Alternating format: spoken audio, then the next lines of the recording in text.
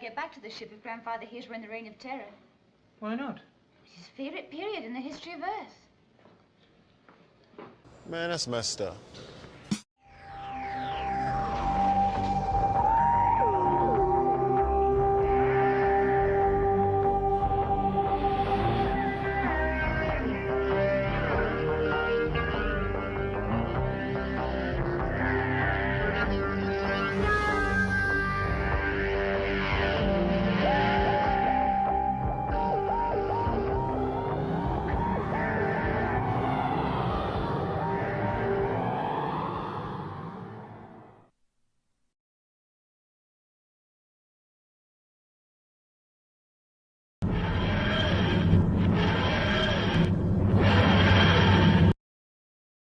Welcome, revolutionaries, counter-revolutionaries, and emperors, to episode 527 of an Unearthly Podcast, streaming live on the 16th of November, 2024, and featuring The Reign of Terror, written by Dennis Spooner, and starring William Hartnell as the Doctor, William Russell as Ian Chesterton, Jacqueline Hill as Barbara Wright, and Carol Ann Ford as Susan Foreman.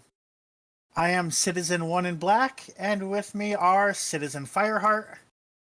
Evening, Citizen. And Citizen Romeo Moon. Hello. Good evening, citizen. An alternative bump I thought of at the very end, but I wouldn't have thought of a good clip for it, is when Napoleon walks in. If I could find a reaction image, she'd be like, "Oh, I was expecting someone shorter." But I could only find the opposite examples. How's everybody's week's been? I ended up having to just factoring in money and not sure whether I'd be able to get the blood work done in time. I had to push my next psychiatrist appointment back, which was mainly annoying because it was like, oh wow, such a quick turnaround otherwise. And then realizing when I was on the phone with them, I was hoping that because I was able to like initially get back in so quick that I could have aimed for like January. But they were like, the next available day is in like April. So it's like, oh well. I mean, it's not as far away as it potentially could have been, so that's something. But they've got me on like a waiting list where like if an opening comes up between January and April, they'll let me know. But it was mainly like the next two will both be done like remotely effectively, so it'll be like via Zoom, I think. And I'm like, oh shit, I'm gonna need a webcam for that. So it's or at like least a smartphone. So it's like if I'm getting one, which I've been meaning to get a webcam forever for streaming anyway, but it's like, oh yeah, well if I'm getting one, I might as well get one with streaming in mind. So while I'm not gonna like break the bank just to get a webcam, I also want to get a decent one.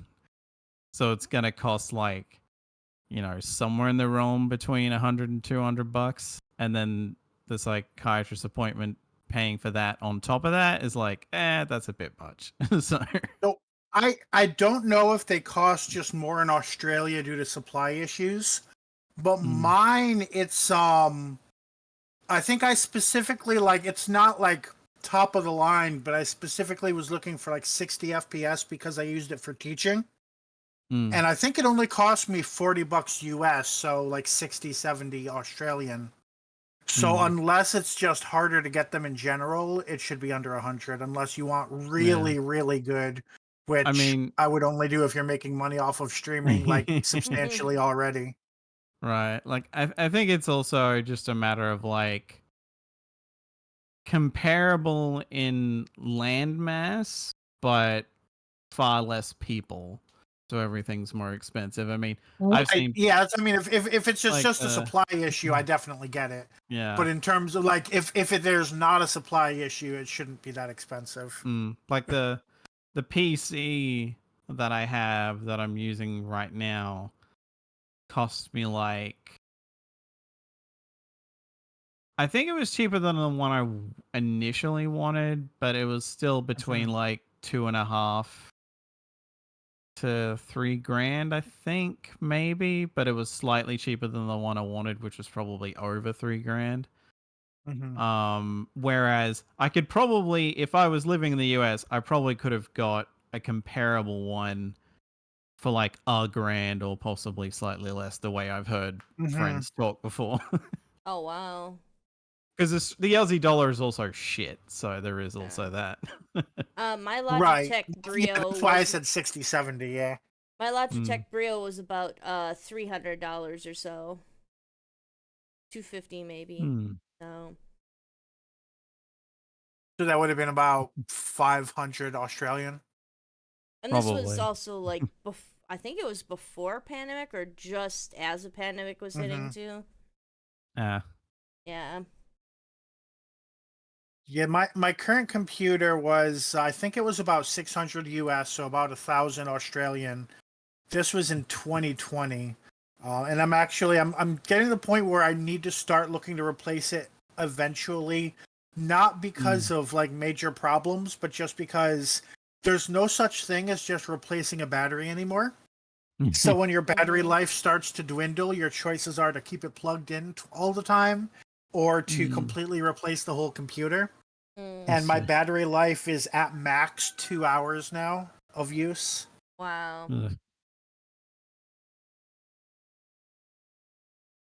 Anything interesting on your end, Aaron?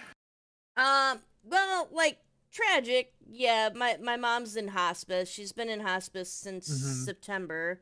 And now she slipped and fell in the bathroom, and now they have to put her in a home. So, which the social worker warned them that if my dad did that, he would lose the house because it would be too expensive to keep her there. Yeah. So she's in the hospital right now on restive care, and then she's going to be moving to one of the hospice areas of one of the local nursing homes. So it'll be about $6,000 for the first month and $12,000 for the second month. Yeah. I asked my dad, I'm like, are you going to be okay with this? I know you're getting he gets a pension from the U.S. Coast Guard, but still. And my mom has tried she sold her Mustang to try to pay off some of the debt they still had. And I've told my brother repeatedly that he needs to get rid of some of the he has a Navigator, a Lincoln Navigator that they've been trying to pay off for years now, because back when he actually had a family, unfortunately, he wanted to take these long trips with them. So we're thinking, I keep telling him to get rid of the Navigator, get rid of his small car, trade them both in, and try to get like a decent little SUV that, isn't super huge, but will do well in the winter. So, right. But he keeps clinging onto the Navigator, thinking that the family will spontaneously return to him if he does so. Or maybe just he has good memories of it. I'm not sure. But that's also quite sad. There's a lot of sad stuff going on with me. I got my cat's new toys today. They were happy. And That's some nice. new cat grass. They were getting a little too fat. I will say, the one positive and the one thing I really am, happy I mean, for what you can be happy about in this case for you, the fact that it's not happening during lockdowns, because my mother had a very similar slip and fall situation, and I was not allowed to see her in person again ever. Oh, so wow. I'm really glad that is not what you're going to go through. Oh, yeah, definitely. I can at least call her in the hospital. I can at least go up and visit her, hopefully, if she's still around by Thanksgiving. And if she's not, then I did make an effort to visit her, like, in the past few months, as best as I could, without having to... While also actually burning through most of my vacation to do it, so... And that. So I did I feel like I did as good as I could to get around to see her, provided that, I'm 150 miles away from her, so. Right, yeah. Mhm. That doesn't make it easy in the best of times. Yeah. I feel like I should have something happy to say about my life to kind of like shift the mood, but I'm like, I'm a grad student in the middle of the fall semester. My life is on the same trajectory it's been for the past 5 podcasts. I'm busy all the time. I'm not like experiencing anything super negative, but I'm just stressed from having stuff to get done. Mhm. So definitely like neither improving the mood nor necessarily comparable to those experiences. Mhm. My biggest frustration was I had an appointment to get some teeth out, which, fun fact, I thought I'd gotten all my wisdom teeth out, but I think they only took out one of them. Mm. Because I'm pretty sure my current dentist was like, oh yeah, there are 3 wisdom teeth that all eventually need to come out. I'm like, oh great. But it turns out, just because of where we are in the semester and the fact that I had to pay for upcoming trips, so that I don't turn around and, oh yeah, the train costs twice as much as it would have in October, or things like that. So I had to pay a bunch of stuff in advance for my trip in February, and so I ended up not having the money to pay for my dentist appointment, and they don't Oh my accept payment gosh. plans. So that got canceled until the first week of classes in spring. So that'll be interesting. Hmm. All right.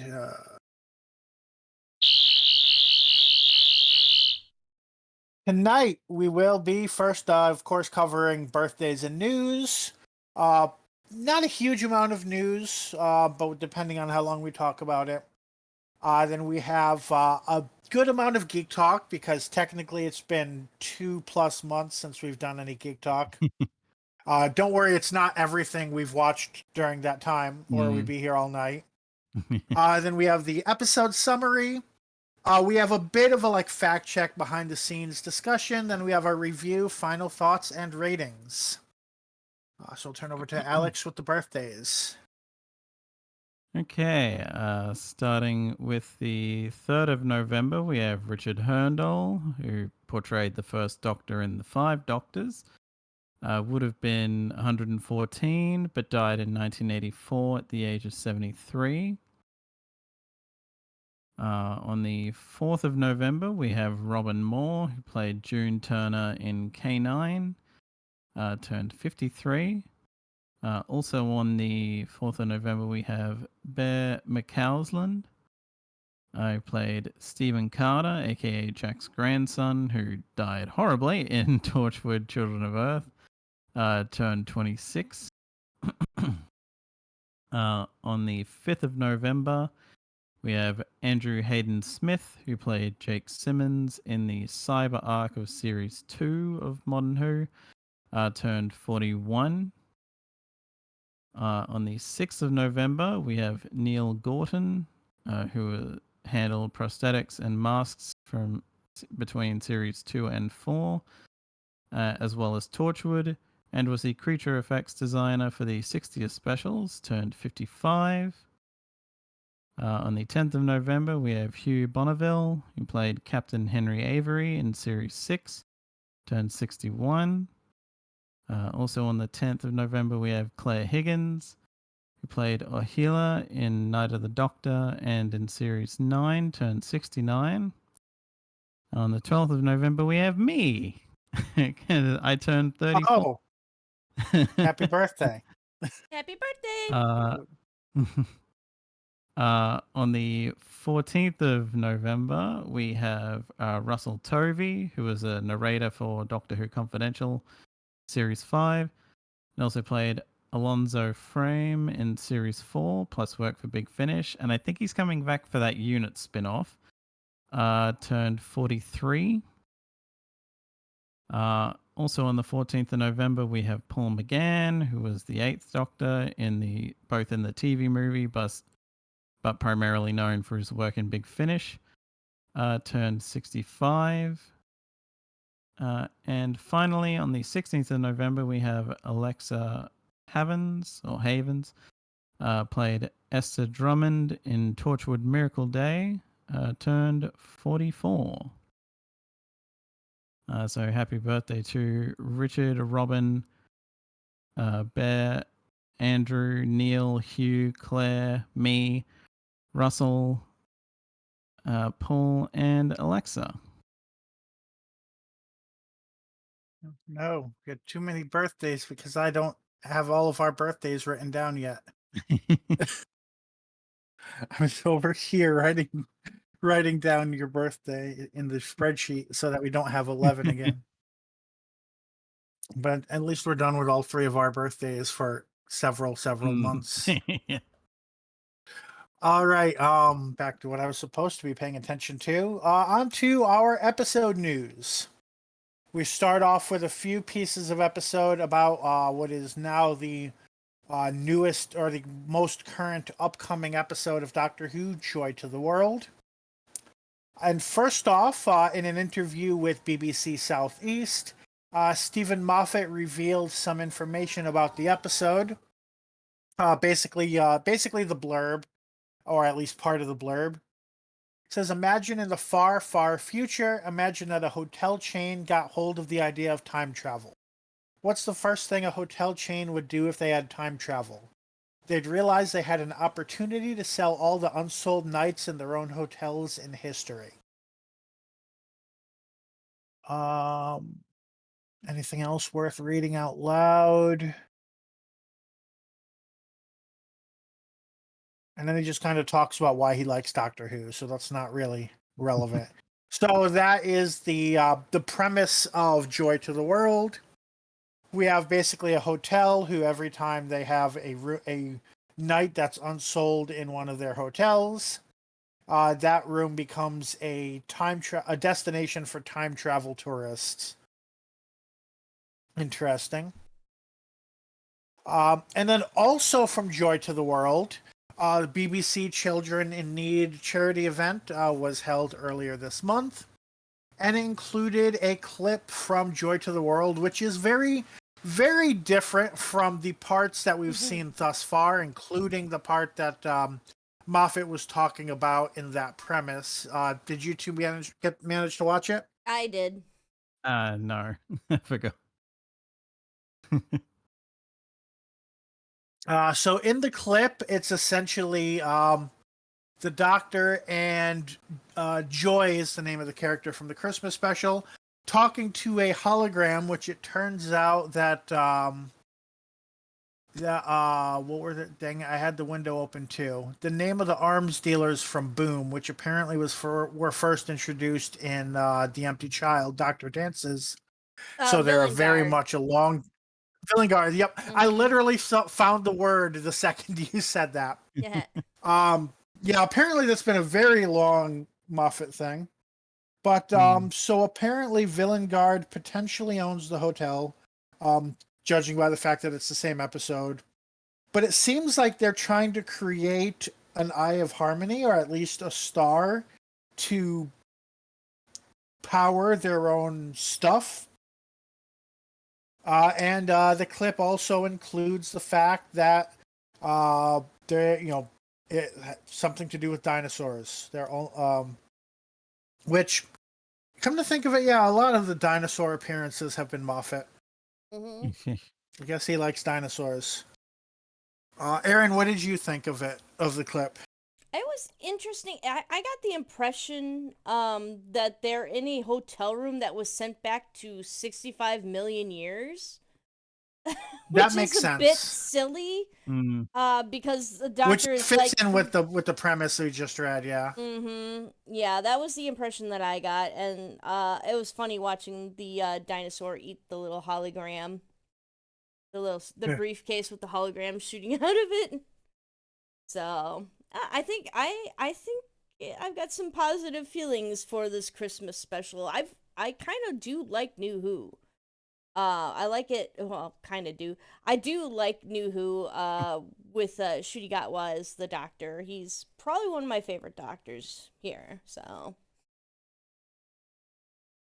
with the complicated premise and this scene, I'm starting to worry that it's going to have an undue amount of the episode dedicated to exposition.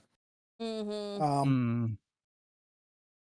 And I mean, so far, Joy just doesn't. We haven't seen anything to make me feel like she's an interesting character to follow and to really want to see more of. Those I think are both relatively minor things, especially since we've seen so little of the episode. So I would say, yeah, I'm kind of, I guess, on the positive side of neutral. I'm mostly coming in with kind of neutral expectations. This could either be really great, it could be kind of meh, or it could be utter shit. And I'm, kind of just prepared for any of the three to happen. But yeah, otherwise, I'm just waiting to see more. Mm. All right, from Joy to the World, we move on to the war between the land and the sea. And I probably should have opened up my links before this, but I was eating dinner. So, during a night, so this is an article by Cultbox, but the source is via Instagram. Oh, and the source is actually loading up in the Cultbox window for me this time instead of forcing me to go to IG. But basically, a bystander managed to take a photo of what looks like a possible new Sea Devil design. So we've seen these like big, bulky orange Sea Devil costumes before. This one looks to be a much sleeker, but it still has a little bit of that like reptilian or fishness. Yeah, almost like it looks like kind of fins on its ears. Of course, there's no up close photographs of it, but it could be like a different clan of sea devils. It could just be a Silurian that actually has nothing to do with the sea devils. Maybe that's maybe the war between the land and the sea is actually a war between sea devils and Silurians. But if so, it doesn't quite look like a design we've seen before. I thought the Sea Devils were related to the Silurians. I thought they were like cousins or something. Evolutionary cousins. They are supposed to be related, yeah, but at this point it was probably millions of years of divergence, so. Right. Like God, I think they bring it up in the Sea Devils' like first appearance that they are effectively Silurians. They're just aquatic. Silurians. I mean, that's also we're technically apes, just with less hair. Right. So like you can kind of view it the same way. Yeah. I'll put it this way: if this is actually supposed to be a Sea Devil redesign, then I'm pissed. Yeah. I hate that. Like, Chibnall like brought back like the classic design, so I'm like, hey, cool. And this is basically them going, no, they must look as human as possible. And I'm like, fuck off. Yeah, just right. I do want. Actually, I've read one thing that the TV and film industry really likes to do is if there's a character they want you to relate to and view as a good guy or be sympathetic toward, they make them a lot more human. Yeah. So I almost wonder if that's the role of this one. They're like, yeah, this is just a Sea Devil, but we want you to be sympathetic so they're much more human. Yeah. But yeah, like it also wouldn't shock me if it's like, oh, well, they're going to be showing up way more often than they did in the one special they were in. So they're probably going to have more dialogue. So we don't want this bulky mask thing. Right. And there's also, there's also the fact that there's just this idea that, I guess it wouldn't be the same reason as why Hollywood does it, right? Because they're often like, you need to see the actor's face because they're a famous actor and they're selling tickets, which isn't really the case with Doctor Who's. Although I guess, there's the idea that you can't really emote properly in a costume unless you're a professional suit actor. I mean, not in a costume, but like in prosthetics or a helmet or whatever. I Yeah. really hope it's not a redesign because I love how the Sea Devils look. Even in the old school, even in classic Who, yeah, they're kind of derpy nowadays, but when I was a kid, they scared the hell out of me. They're just creepy and cool looking. Mm.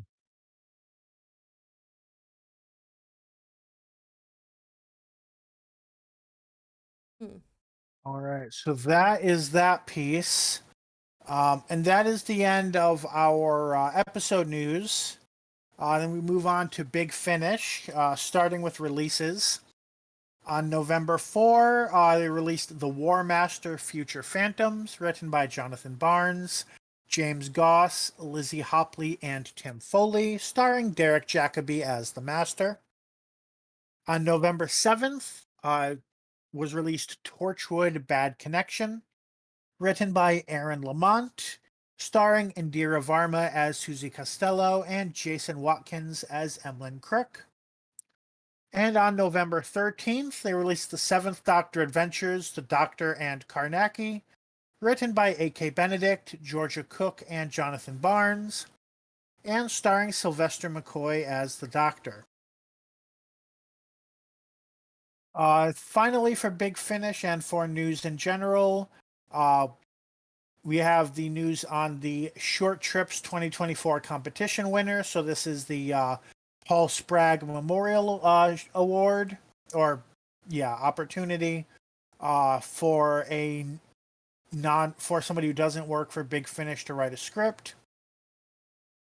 The judges chose War Stories, an adventure featuring the 12th Doctor and Bill, written by Patrick Ross. The Intergalactic Fringe Festival spans a whole planet. Its program offers millions of shows, so the Doctor and Bill can choose anything from anti-grav acrobatics to the quantum cabaret. But the Doctor is alarmed when he attends a play about the Time War. It's not just that it tells his personal history, its performance could unravel the universe. So, okay, we knew that they were looking for a Time War related short story, and this seems to be an interestingly oblique way to cover that. Definitely out of the box thinking with that one. Yep. And that is the end of our news. And the end of my water, just as we get to 3 consecutive Geek Talk entries by me. Let me see. I'm going to pull up my own stopwatch to make sure I keep these in reasonable time. So first off, we have The Mandalorian Season 3. Now, I technically watched this over our break, but since I'm covering another Star Wars property right after, I figured I'd talk about them both at the same time. And I would say I wasn't sure what to expect because I had kind of gotten the impression that it was somewhat disliked before going into it. I kind of feel like I don't like it's a little messy. It really makes me wish they had not published Book of Boba Fett, or at least not featured the Mandalorian in it so much, because it basically the start of the story pretty much makes Book of Boba Fett mandatory, which Book of Boba Fett wasn't well received anyway, and it was a spin-off, so it shouldn't be mandatory. If they had not done that, then they wouldn't have like there's this filler episode that seems to be the Planet of Celebrity Cameos, and it's like I guess it kind of contributes to the world building, but I'm like I don't know if we needed to see the Planet of Celebrity Cameos in this season. Like it doesn't really contribute to the story, and it seems like they had more episodes than they knew what to do with, which should not be the case if they needed to use half of the Book of Boba Fett to tell the story. Focusing on just the season story, it's all right. I've seen people claim, oh yeah, actually the Mandalorian in the title is Bo-Katan, which It's actually funny. The way it ends makes it kind of imply that it's almost like season 1, the Mandalorian was just Din Djarin. Season 2, the Mandalorian meant Din and Grogu, and then season 3 is Din, Grogu, and Bo-Katan. But it wraps up the story. It comes to a conclusive end. I thought that the climax would be bigger, just because of the way that the big bad was being set up. I thought that it would take longer to beat him, which might mean that there was more in this season than there really needed to be. So it was all right, but I don't think it was as good as seasons 1 and 2.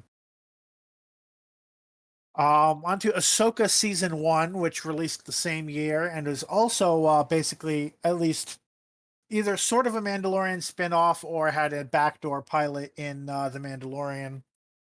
Of course, focused on Ahsoka Tano, but also focused on Sabine Wren from Rebels. So it was, I enjoyed the character of Sabine. I do feel like in Rebels, I do feel like the beginning of this show had a case of, does it make sense when I say like everybody's trying to be Batman? Like, it's like in a cartoon, everybody's kind of exaggerated and they show more emotion than they would in real life. And then this was kind of like, trying to be like, oh, everything's grave and dangerous, and everybody was like acting much less emotional. And they made it really hard to see Ahsoka as Ahsoka, because we've mostly seen Ahsoka as a teenager who is very open with her emotions. But this is, she has all the trauma from when she was in Rebels, but she wasn't a main character in Rebels. I will say that improves by the end of the series, by the end of the season. Funny enough, the new characters that are introduced in the show are mostly still around. It definitely seems like you need to watch season 2 for the story to completely end. I don't want to spoil why. That said, Sabine is set up as being on an important arc, and I think she completes that arc. I was skeptical at first of if they were going to, because it almost seemed like it was going nowhere. But I would say Sabine completes the arc that she's set on. I still think the characters were a little flatter than I would have liked, coming from cartoon to live action, which is, which I think part of, and it seems like they actively felt that the characters in the animation were too silly to translate into live action, because they even changed Thrawn's portrayal when he was the same actor. So I'm not so sure I agree with some of those decisions. But it was an enjoyable season, and I am looking forward to season 2. Which brings us to Dragon Ball Daima, which I'm thinking I'm the only one who's been keeping up with it so far. Nope. I watched the first episode. Okay. So yeah, Dragon Ball Daima is the new show from that Akira Toriyama was working on when he died. He was more active in this than he's been in any of the shows for Dragon Ball. Normally, he primarily focuses on the manga and then just does a little bit for the anime.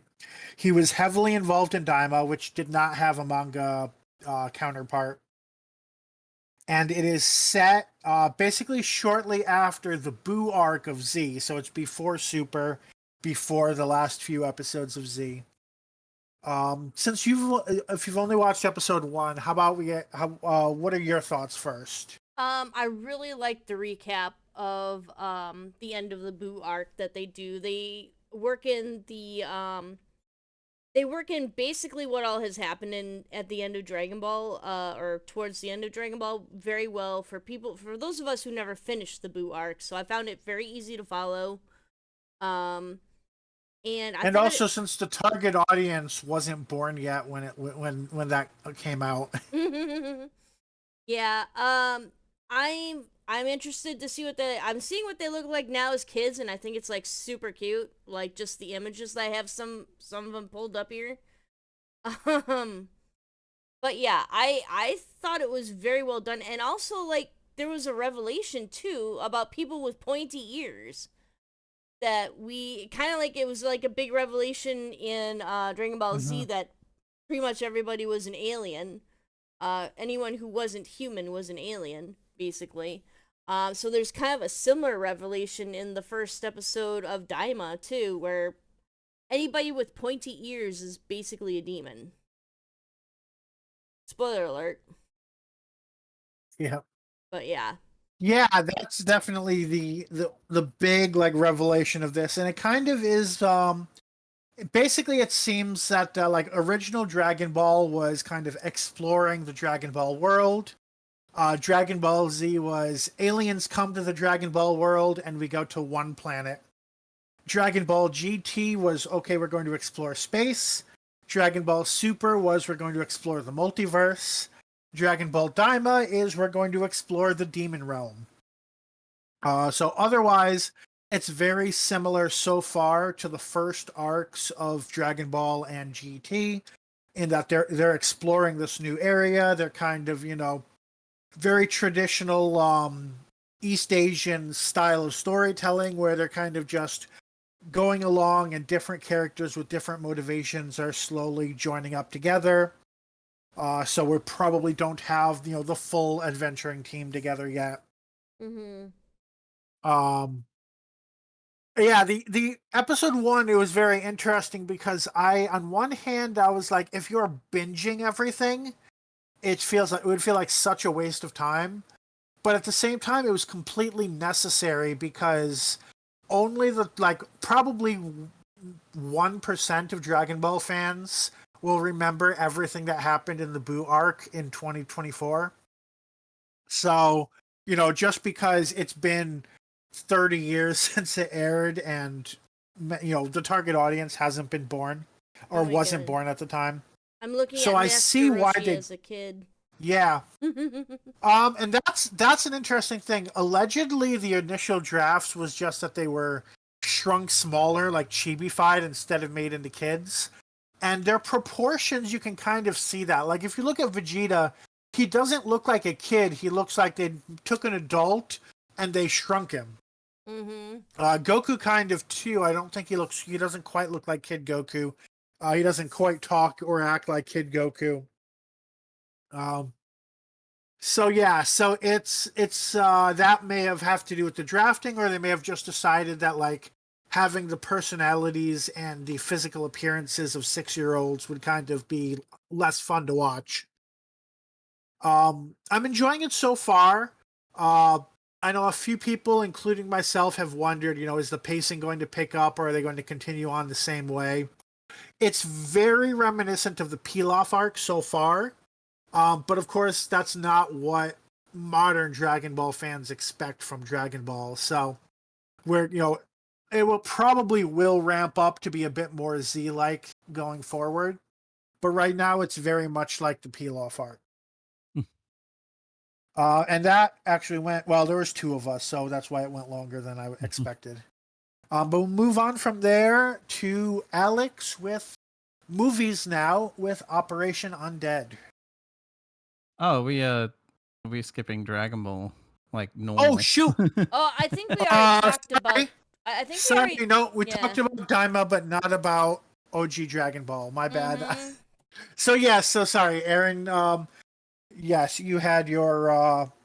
Was this first full binge, or it was my first full binge because I was one of those people who passed up most of the original Dragon Ball series because I was watching Dragon Ball Z at the time, and I thought it was just kind of a lamer version of Dragon Ball Z. I'm like, this is kind of fun and like adventuresome, but it's not the action-packed slugfest that I want from Dragon Ball Z. Right, yeah, it's a very different tone, yeah. So sitting down and actually watching it, I was really pleasantly surprised with and really happy that I actually finished it all.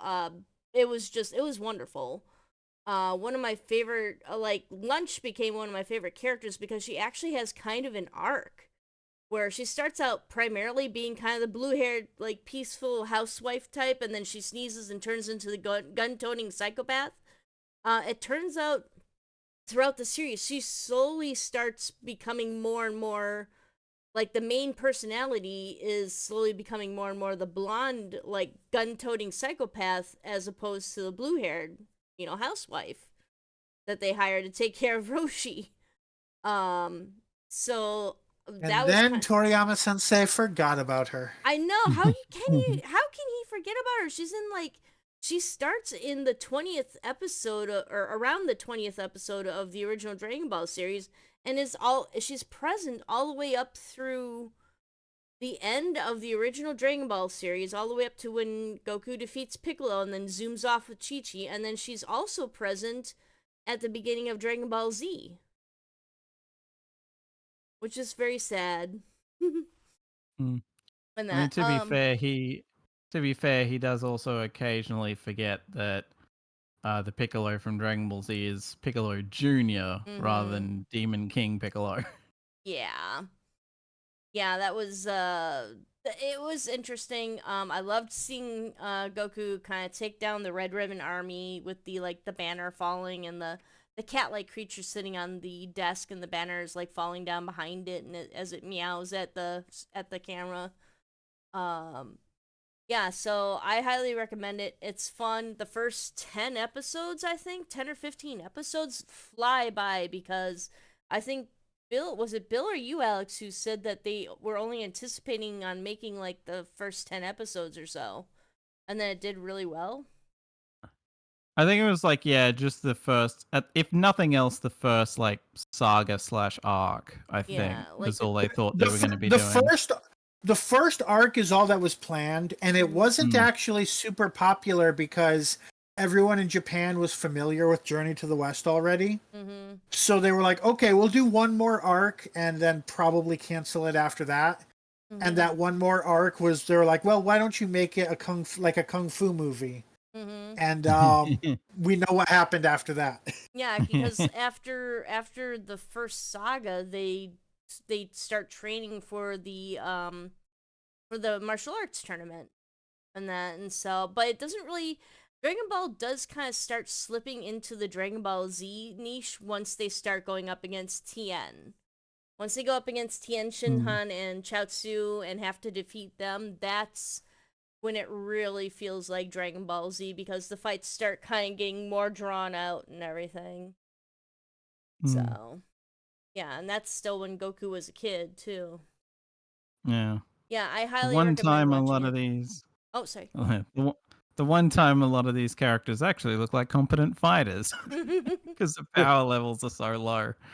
Right. Yeah, the last time any of them are relevant. It was nice to All see where right. Oolong came from. Yeah. All right, time to move on to movies. Yep. So yeah, while I was down in Brisbane for that psychiatrist appointment, I had a day to myself and went and saw 2 movies that I would not have been able to see in my hometown. First one was Operation Undead, which is a zombie movie set in World War II. It is a movie made in Thailand, which I didn't know. Like, I knew it wasn't in English, but I didn't know what country it was from, because I don't think I could find anything at the time, or I just was like, whatever, why not? Let's give it a shot. And I am glad I did. And I think the thing that threw me off is that the language wasn't listed, and it's like, oh, that's why, because they're speaking Thai, and there are also some Japanese characters in it who are speaking Japanese. So rather than list 2 languages, they just don't list any. Not knowing Thai at all, it took a while. It basically took them either saying that this was in Thailand or something like that for me to realize that's where it was. Because I was like, oh damn it, I don't recognize this flag. I don't recognize this script, I guess. And you live near there. But yeah, like, it's interesting. Like, the idea is effectively that the zombies are a result of fucked up experiments that this I forget if it was like just this one specific Imperial Japanese scientist was doing, or if it's just like he just happens to be the one that's carting the zombie around that gets loose. And whoops, now it's starting to infect people.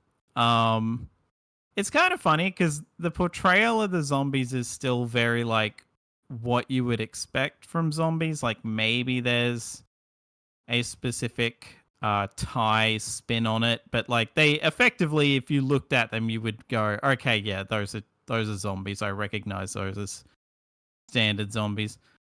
But it's interesting because the idea is that unlike most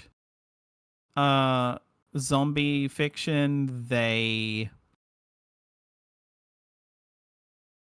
still know who they are, and they still have some degree. I mean, I feel like I almost like kind of describing them as like really fucked up vampires, kind of in a way, in the sense of like they still have like knowledge of who they were and know what they're doing is fucked up, but they also can still go into that like mindless, hungry for flesh zombie mode kind of a thing. Like how some vampire fiction can still have them be like absolutely bloodlusty. I won't go into it any further than that, but yeah, it's definitely worth watching if you can find it somewhere. I don't know how wide a release it would have got outside of Thailand. I mean, obviously it got released here, but you know, I don't know if it got released in the US or not or whatever. But there might be ways to see it. But in any case, moving on from that to Tiger Wolf Rabbit, which I basically did these as a double feature, and it's like, okay, so I go from a zombie movie set in World War II, where the zombies have some kind of sentience, which makes it like even more fucked up, to a movie set. God, I don't know exactly when this is technically set. I don't think it's set in the year it was released, so this year.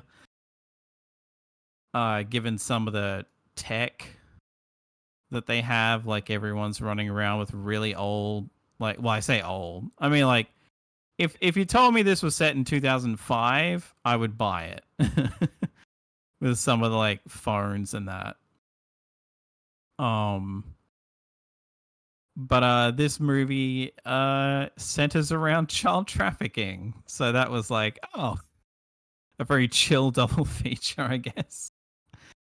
Like this is definitely a movie where I liked it a lot, but you really have to be in the right headspace for this. If I had been in like a really shitty place mentally, this would have been a bad movie to watch. Because like this is like the main three characters are people who have been affected by child trafficking, and the idea is that they're on this journey at all because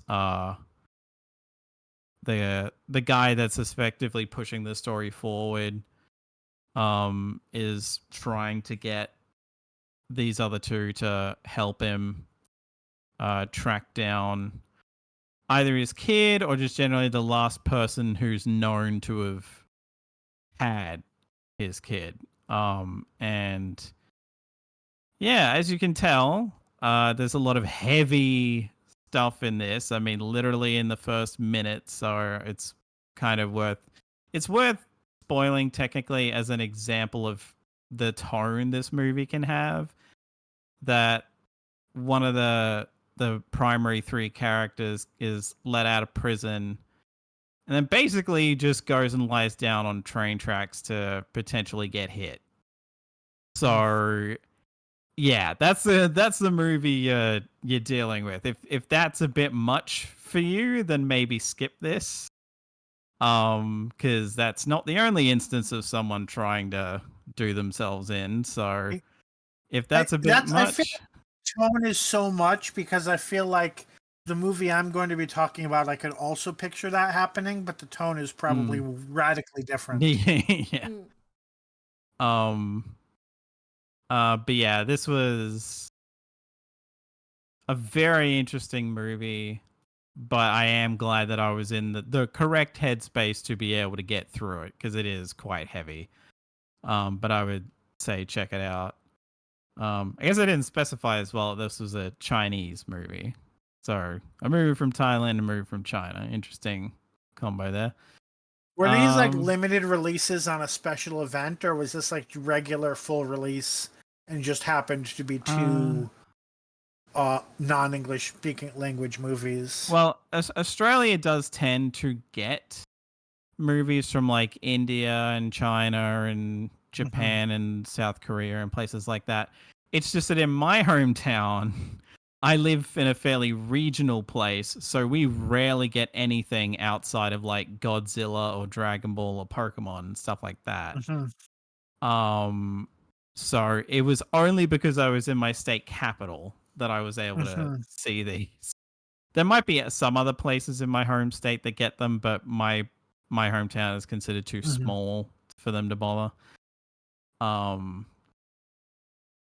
But yeah, in any case, moving on from that to Coraline, which I did not realize until I went to this screening that I had not seen it the whole way through. I'd maybe seen bits of the ending before, but that was it. I didn't realize Coraline was from 2009. People talk about watching it growing up. I thought it was older than that, and that I just missed it. But apparently, I missed it when I was an adult. Okay. But yeah, it was an interesting watch. Like, it holds up pretty well. There are some bits where I'm like,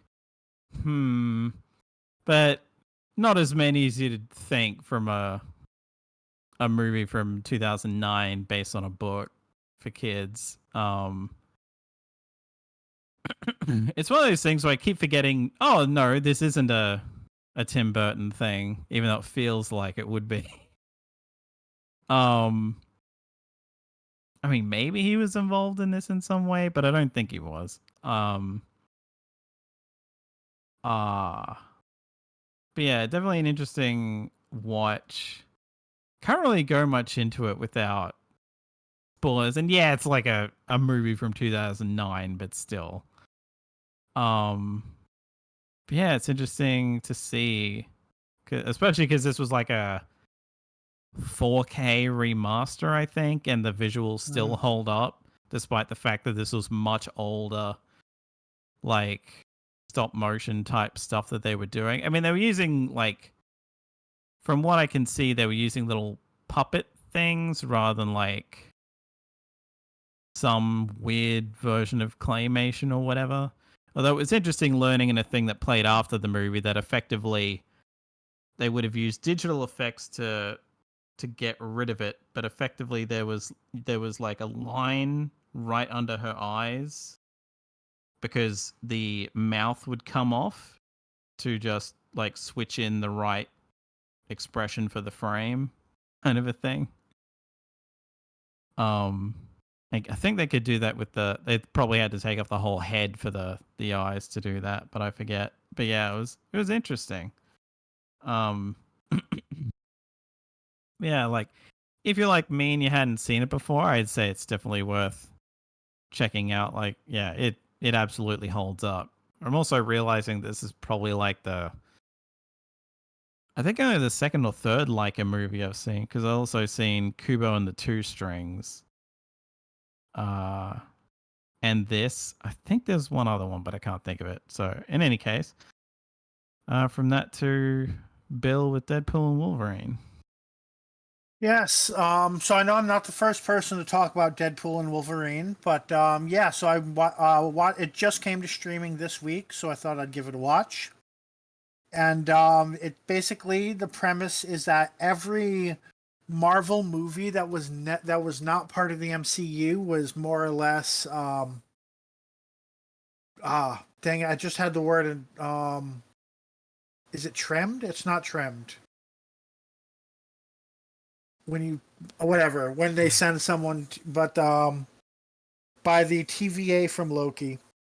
Mm. So it was basically we're going to make as much of a comedy movie as we can, and at the same time we're going to pay homage to every Marvel movie that is never getting a sequel again. And it also, I noticed that the director Sean Levi, this is the only Deadpool the only Deadpool movie they've made, and I think the only Marvel movie just in general. But it almost feels like the director watched the Suicide Squad, the James Gunn one, and said, "All right, I'm going to do that, but up to 11." Even though it was already up to 11. So it's just trying to out Suicide Squad.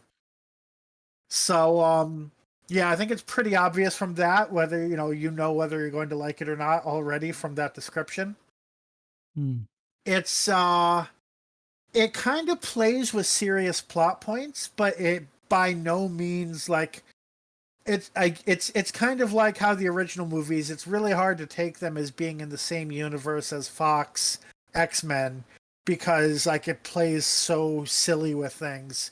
It's the same thing here with being part of the MCU. Yeah, it references his MCU stuff. It implies it's in the same universe as Logan. But is it really? It's like the Toonverse version of these things. Yeah, the timeline doesn't match up, but that is kind of the premise that the Fox universe is effectively going to implode because Wolverine's dead. Yeah.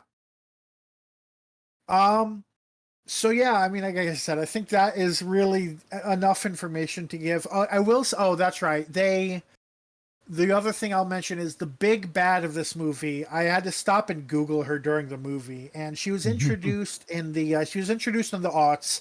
So after most of my knowledge of the X-Men would be from, and wow, power creep in the X-Men went crazy after the 90s. Maybe it was already crazy in the 90s, but it just continued exponentially past that. And that's all I'm gonna say, because why spoil it for if it just went on Disney Plus. So yeah, it was good. I don't know if I mean, Deadpool 1 was the most conventional superhero movie of the Deadpool movies. This movie was extreme Looney Tunes edition. I don't know which of the three I like best. I'd have to watch them all three back to back and to make a judgment like that. I think the thing that I said when I covered it was effectively this felt like it was the most about something, that it actually kind of had something to say by virtue of the homage to all the existing stuff. Anyway. Oh, okay. I was gonna say, I mean, there's a character motivation and themes, but it's played on in such a goofy way that I can't really say it's about those things. But yes, the fact that it's about it's this drunken speech at a funeral to all of your dead friends is it would be a good way to describe this movie. I guess on to a world of Earthsea. Or sorry. Okay, go ahead. Finish your sentence, because I will quickly add the funny thing being that while this director has not done any Marvel-related stuff of any kind prior, he has directed Hugh Jackman before, and he has directed Ryan Reynolds before. In other movies, so. But yeah, moving on to A Wizard of Earthsea. I swear I've owned this book for maybe 2 years, it feels like, but finally got around to reading it properly. I'd started, got maybe a quarter of the way in, paused because I'm easily distracted, and then finally was okay, because I couldn't go by train, I have to go down with my dad by car, so I'll have 8 hours to read, so I'll take it with me and read it. And I got through the bulk of the book in that in that drive, and then read the rest of it on the train ride back. I would need to And be heavily medicated to even attempt that. but yeah, like I think I had like music on to help me focus as well. But yeah, like I really enjoyed this book. It's an interesting take. I mean, like the funny thing is the only reason I picked it up initially was Dominic Noble did a video about the Earthsea books, and he was basically pitching it as, if you want like stuff like a book involving like wizards and a wizard school and all this that wasn't written by a turf, Wizard of Earthsea.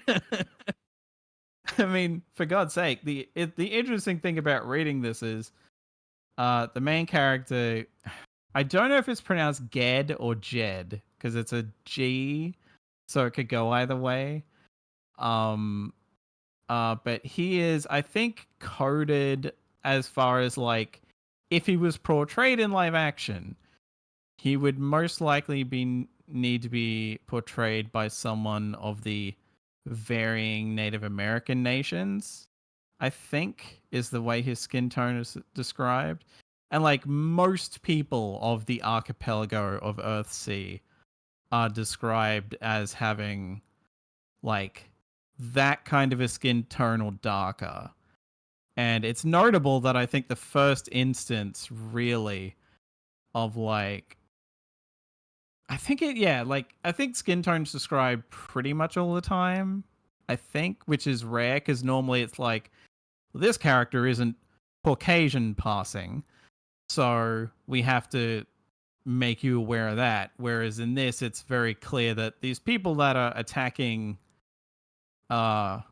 his village near the start are white and blonde. So it's like, or like maybe they don't go as far as saying hair color, but they definitely say they are pale skin, which is kind of seemingly, I think, described as rare there, or it means they're from a very specific place in this world. And it's just such an interesting concept to have this world be like it's only islands. And just like of varying sizes, but nothing like what you'd have here in terms of like, you wouldn't have like island nations the size of like New Zealand or Australia or any ridiculous size like that. But yeah, it's very interesting. It pisses me off to learn that they completely whitewashed this for a TV adaptation. Considering, especially because apparently Ursula K. Le Guin was very adamant about how the characters were supposed to be portrayed and got pissy when the artists portrayed them wrong. But yeah, it's like, it's to the point that I'm glad that I finally got off my ass, because like I felt bad because I bought all the 6 main Dune books and like the original Thrawn trilogy, and then realized that I'd been neglecting this. So for effectively for my birthday, because of when it turned up, I now have the omnibus collection of all of the main Earthsea books, and I think it includes some short stories as well. It's about as thick. It's like, for like 6 or so books, it's about as thick as the all-in-one collection of Lord of the Rings. So these are books that you can get through pretty quick. Like if I was taking my time, I probably could have got through this in like 5 days, easy, rather than trying to marathon it all in like most of it in a day and then the rest of it on a different day. Yeah, I'd definitely say it's worth checking out. Well, I'll keep it on my to read list then. All right, and that brings us to our episode of the day, The Reign of Terror. So whoever wants to give me a countdown, I'll start the summary. See here, let me bring up a time clock or a stopwatch. Time clock, stopwatch. Now Rand took over 6 minutes to summarize this, so let's see if I get at least as good as he did. Right. Oh, actually, let me bring this up. There we go. Now we can see the window for the stopwatch. I kept trying to call it time clock. It's not that. All right, whenever you're ready, Bill. No, I'm ready. All right, go. The TARDIS crew land on Earth with the expectation that Ian and Barbara will be leaving. They manage to convince the Doctor to come with them until they can confirm that it's at least the right century. As they explore, they discover first that they're in France, and that they are in the middle of the time period following the French Revolution, the Doctor's favorite period of history. The Doctor gets separated from the other three, who first get questioned by counter-revolutionaries and then get taken prisoner by the revolutionary government. The three are split into gender-segregated cells and do their best to escape. Susan and Barbara are helped to escape by counter-revolutionaries, and Ian escapes on his own. After Susan and Barbara go to sleep at the home of the counter-revolutionaries, they bring in a prisoner who they had knocked out and tied up, who had approached them and seemed like he was going to yell out, which would have potentially alerted their presence to the authorities. The prisoner is actually Ian, who had been intentionally seeking out the counter-revolutionaries. How many times am I going to say that per paragraph? At the behest of his now deceased cellmate. The leader of the counter-revolutionary group, Jules, is apparently known to the English as an ally, and the English were attempting to recall their spy. Meanwhile, the Doctor smarts off to the leader of a labor crew and winds up sentenced to hard labor. He tricks the man into digging for gold and then brains him with a shovel. The Doctor then convinces a shopkeeper to sell him a coat of high office in exchange for his ring. The Doctor makes it to the jail where his companions had been kept, but he just missed them. They've all escaped. He is brought to Robespierre by Lemaitre, which is pronounced differently by everybody in the episode. But he's the person in charge of the jail, to discuss the southern province, which is where the Doctor claims to be from and where the trio were captured from. The Doctor openly criticizes Robespierre, who is the leader of France, which prevents him from asking any questions about the southern province.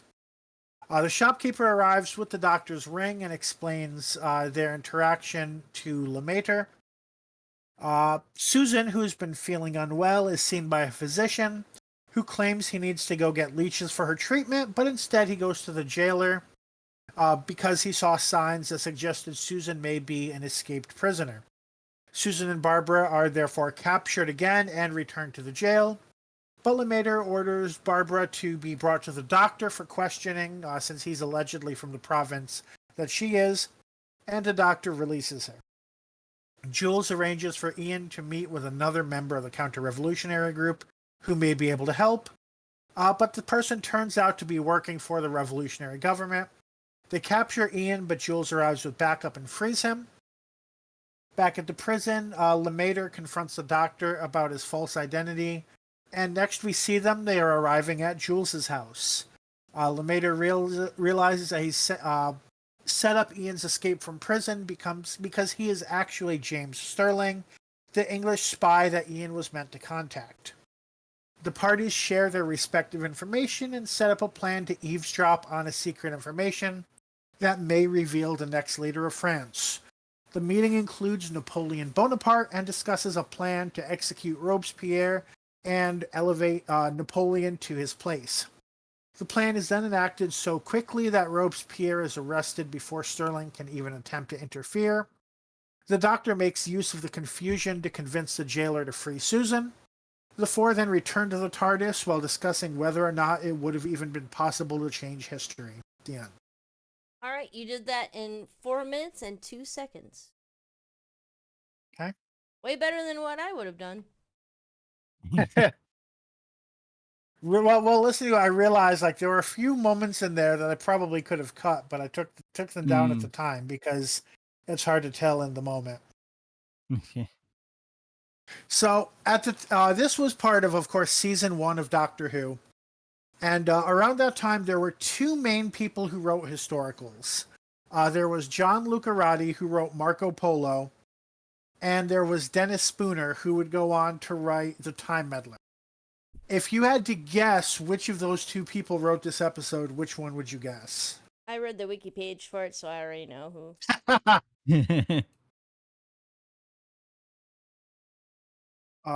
But yeah, this was Dennis Spooner's first episode of Doctor Who.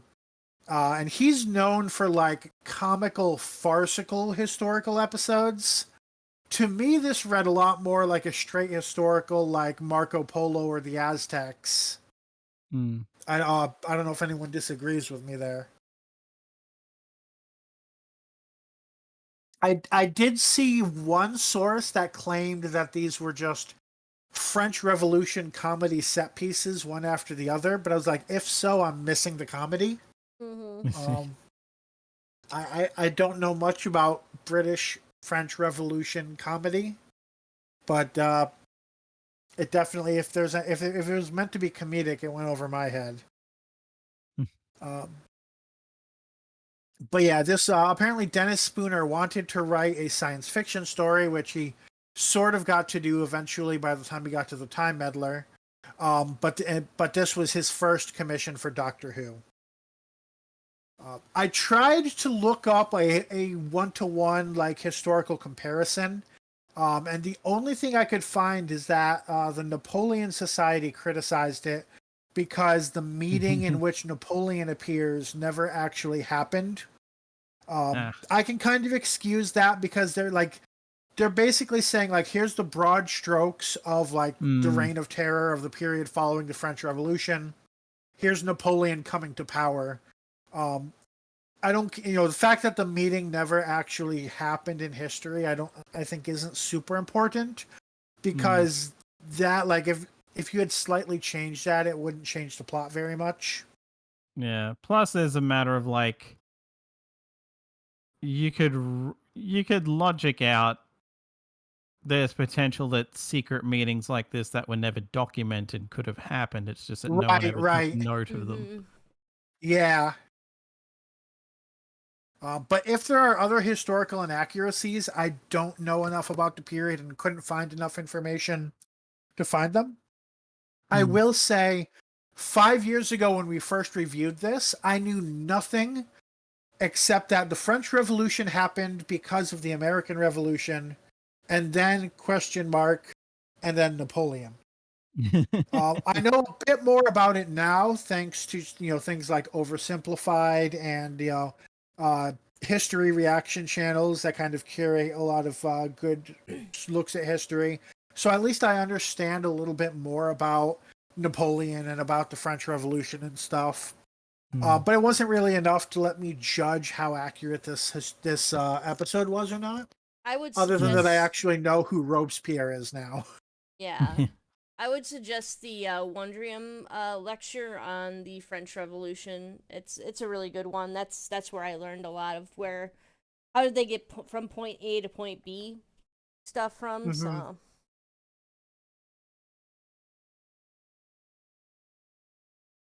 Did it give you any insight as to any historical accuracies or inaccuracies here?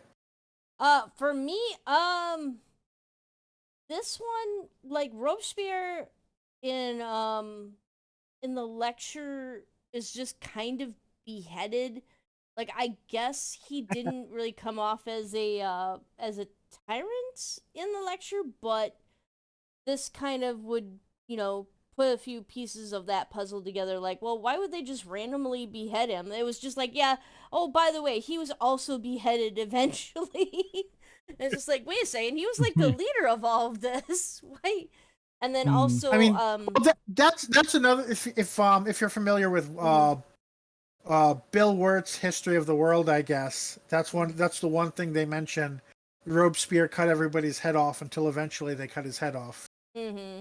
Yeah, pretty much. And it makes sense too. It's just like, I just assumed that it was just the populace going wild and everything, and everyone just like cutting off like the nobility's heads and stuff like that. But yeah, I didn't realize that he was like kind of a tyrant about it, and that a lot of people who were probably very innocent got their heads chopped off. Like, you could argue that most of the people who got their heads chopped off were innocent anyway. They were guilty of being rich, and I don't know. I was gonna say, yeah, some of them were aristocrats and other other wealthy people that probably didn't deserve to have their heads cut off because they didn't have direct power over what was going on with the economy.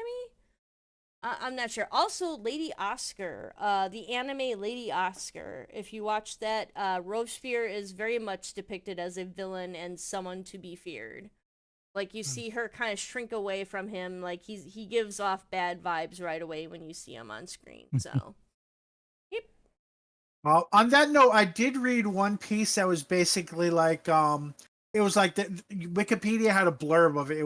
I didn't have the whole. I probably could have followed a link and seen the whole review, but basically accusing this of being pro-royalist propaganda.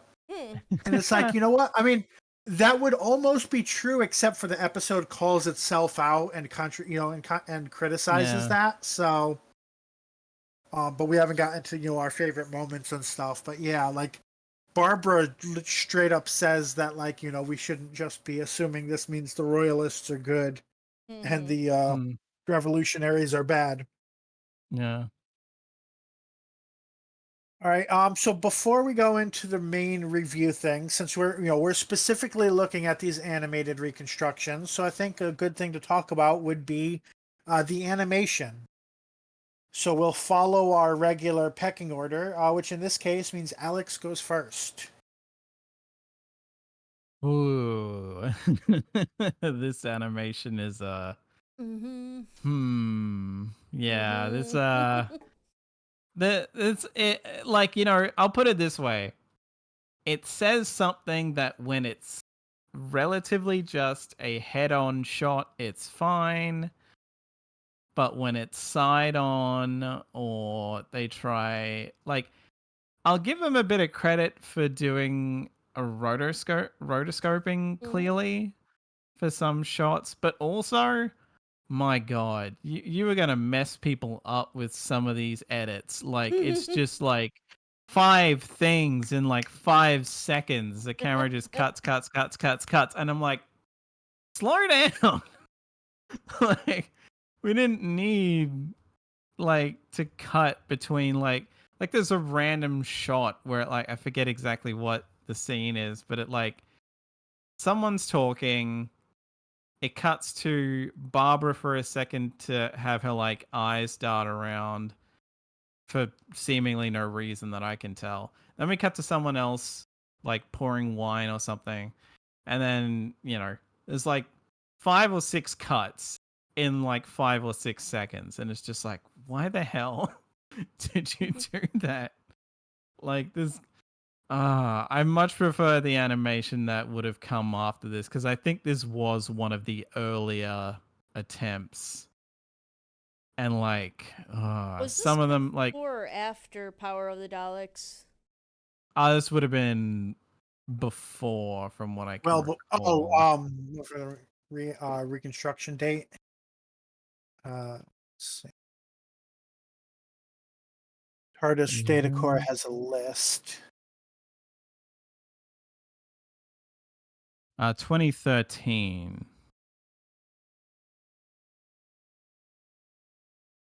And this is Power one of of the the Daleks was 2016.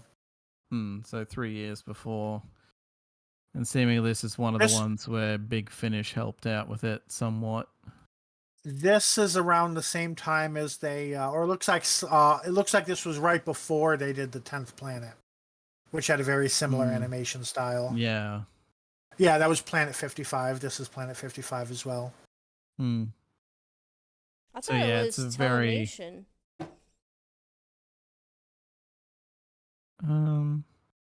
What I'm seeing says animation of the missing episodes by Theta Sigma and Big Finish Productions. Oh yeah, Theta. They must be. Are they different names for the same thing? Possibly. Or like a company that got rolled into. Maybe. Because like Theta Sigma doesn't have a wiki page, so it might just be that they were like a thing that got swallowed up by Big Finish, or they're just not notable enough. Might just be like a team rather than a company. Yeah, And yeah, eventually Planet 55 would be bought by Big Finish. Why it would have different names, before that I don't know. Yeah, there's like the TARDIS wiki doesn't have a page. It has a page for the animation studio, but there's nothing really on that. You're right. So it just says they did some stuff. They were called Planet 55 Productions, and then they became Big Finish Creative. Yeah, like it wouldn't shock me if in some cases these were just like, well, we're not going to credit all of you individually, so let's just throw a name together for you.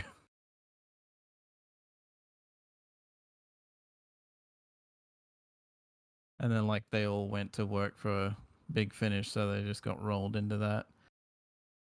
But yeah, like, I mean, I'll put it this way. I feel like I've probably seen worse animation from some of these, that like the PS1 / early PS2 cutscene from the like one missing episode or whatever it was of the Web of Fear is, I would say, worse. It's more so the editing here that's worse than that, because the editing in that was better, but it's just the animation looked really out of place. So the Theta Sigma, and this may be me getting off topic, but the Theta Sigma Twitter account died in 2012. So I wonder if they then were bought by Planet 55, which was then in turn bought by Big Finish or something. Could be. But yeah, I mean, like the thing I noticed the most was just that when they're showing the Doctor's face, he kind of looks like I guess you could call her the antagonist of Spirited Away, like that evil witch lady in Spirited Away. It's just like that's kind of weirdly uncanny. They managed that. Like some of the faces look okay when they're just head on, but that's it. Like anything else, it's like, that's a bit off. All right, Aaron, what are your thoughts on the animation? It was pretty rough. Like, Alex really hit on most of my issues with it. Like like episode 4 gave me some real whiplash there. And as for Ghibli characters go, I think the Doctor looks like Baba, like like an old witchy character from like Spirited Away or something. Which was kind of cool and kind of endearing. Like, oh, maybe they're trying to pay homage to Ghibli, Studio Ghibli, animation and all that. So, but there was a ton of animators and stuff that worked on this too. So I wonder if also my big issue was the idea of using 3D animation for the heads, and what seemed like not flash animation, but like more 2D style animation, maybe still digital, but 2D style animation for like the body movements and the rotoscoping and stuff like that. Because the talking heads remind me of like VTuber models basically, and then you have the rest of the animation that's just kind of flat. So and my big issue was with Barba looks like some kind of grotesque puppet in some scenes. With the lighting, they try to use lighting. They try to highlight kind of the fact that she's a mature woman and stuff, and unfortunately, it makes her look a lot more aged. And it also kind of shows like maybe joints in the bones for the animation. So, which preferably want to stay hidden. But yeah. Yeah, so these early animations, they use it's like a faux rotoscoping, because it's like they rotoscope whatever scenes they have, and then they animate everything else to kind of try and look like it's rotoscoped. Like they're clearly trying to make it look as close to the live action as possible. And obviously they didn't get the best responses out of it because they stopped doing it after a couple of years. It seemed like they got it seemed like there was more light and more details on the main characters, probably because there's a lot more footage to draw from to animate it properly. But of course, yeah, they went over and above when it comes to adding as much detail as possible, which made them weird. They went overkill on it a bit. They over detailed it, and Susan looks fine in my opinion, but like, and the elderly men or the older men and stuff are fine too, because they're gonna have lined faces anyway. But Barbara really looked kind of rough. Oh. I'm also wondering if this was if Alex had the same experience as this, because streaming versus actually having the disc in front of you, it seemed like they were trying to mimic the mouth movements so that you could physically see them, so that they would speak the way they're supposed to be speaking. But instead, it was just off by enough that it made it harder for me to hear if I was looking at their mouths. And there were a few scenes where I just covered their mouths so that I could listen. Yeah. Was that an artifact of streaming, or was that your experience with the physical copy as well? That was my experience with the physical as well. It's why it's why in the chat I was like, I almost feel like I should be turning subtitles on for this, because it's like I always I'm always in favor of turning subtitles on. Yeah, it's like part of it was like also for the animated episodes, it feels like for obvious reasons the audio quality isn't as good. So it's like you know what? That's right. I was thinking it was because of like my eyes were contradicting my ears, but actually, come to think of it, like for the live action episodes, they have the original recording, so the audio quality is fine. But for the animated ones, they have ones that like people made in their houses. That's why the audio quality is not as good. So it's not just an illusion; it actually really is not as good.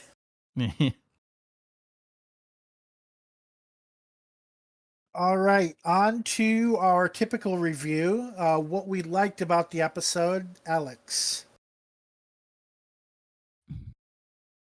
I guess I like that they didn't shy away from how dark this period of history was. Because like this is early. Like this is like what? Isn't this technically like the last story in season 1? That's right. I meant to mention this during the behind the scenes, but I forgot. So this was supposed to be the season opener for season 2. And then they changed the schedule, and it became the season closer for season 1. And I think they had time to change the script, because the very last scene that comes across to me as they knew it was the season closer, and and didn't have an episode following it. But yeah, so this is the end of season 1. And like 1964. Yeah. I mean, yeah, it's especially when you factor in how like compare it to the standards of stuff aimed at kids these days. They really do not shy away from like all these people getting shot, the fact that all these people are going to get their heads chopped off, all that kind of stuff. It's like, like I guarantee there was probably some pushback from parents, especially given what happened in the Hinchcliffe era. But yeah, it's very interesting that they just like, no, if it would be inaccurate to like scrub this clean when this is a very I guess also in 1964 people weren't having the television raise the child yet. Yeah. So like at least there was always a parent in the room when there was a violent scene happening. Yeah. Boomers, let me know if I'm being accurate or not. I just realized the fact that we automated parenting. Really makes me think. Was that the end of yours, Alex? Yeah. All right, Aaron, what did you like about the episode? All right. I liked, and I'm not always someone who points out the costuming, but I really enjoyed how intricate the costumes were, especially on the extras and the side characters, especially by TV standards and such. You expect TV to have kind of like a lower budget and everything, and of course, Doctor Who is always made fun of for having such a low budget. But I really enjoyed how much effort was put into the side characters and background characters as compared to like even the three companions, because you can tell they just kind of stumbled upon these clothes that they're wearing and everything. So their costumes are very kind of plain, very simple. Mhm. You know, they have like maybe some simple corsets and stuff and skirts and whatnot, and Ian just has a frilly shirt. But everyone around them is wearing like overcoats and buckles and sashes Right. and Mm. all these little bibs and bobs and hats and bandages and stuff. And their faces are also more noticeably dirty, and compared to, Ian and Barbara and Susan just came off of a spaceship, so of course they've had access to like, taking baths and stuff regularly. The extras clothing also looks more worn. Like it's slightly more tattered, unless it's the upper class people like the clothier and some of the other people too. So but yeah. I'll agree with you that the costuming is good, but I will say most of this effort was probably not for Doctor Who. Yeah.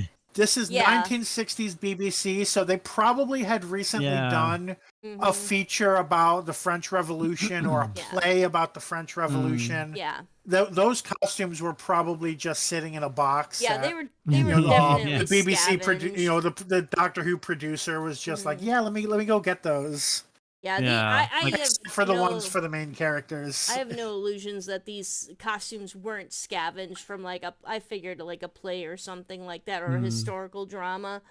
But I do like the fact that they, seem to kind of put a little bit more thought into it, or maybe they just didn't have anything that fit the actors at the time. It was just, this is what we have, this is what you're using. Yeah, I think I don't.